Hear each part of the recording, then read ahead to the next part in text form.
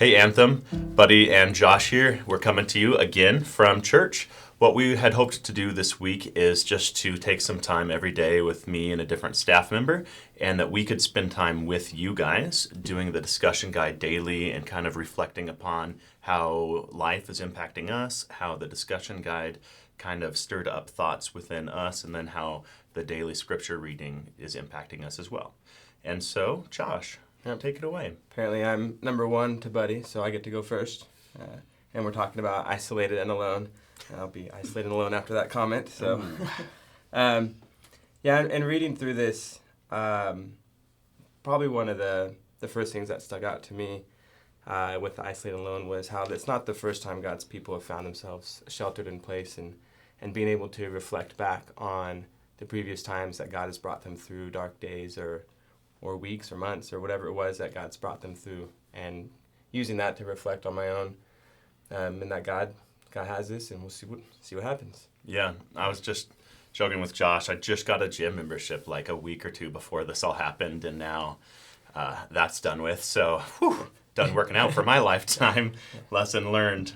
I was sharing with Josh, reading through Psalm 142, and what I am really captivated by, as I shared with you guys on Sunday, is just the hope in that last couple lines. It says, "The righteous will surround me, for you will deal bountifully with me." And it wasn't just like a cheesy line. Like, I really want my hope as a believer to remain undiminished, and I certainly won't take for granted our gatherings in the future as a church. Like, I just really looking forward to that, to life kind of being as normal as it can be in the future, whatever that will look like, and just look forward to that.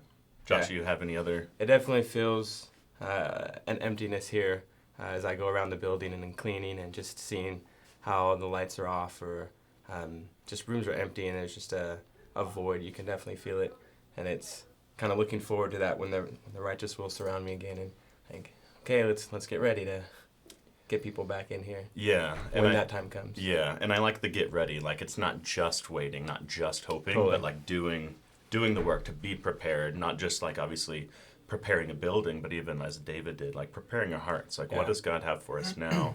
How can we press into Scripture? How do we be a church singularly? Is going to be the $1 million question that I personally am looking forward to discovering with the Lord. Yeah, that's actually my note for the to ponder. What does the Lord want you to do through you during these days?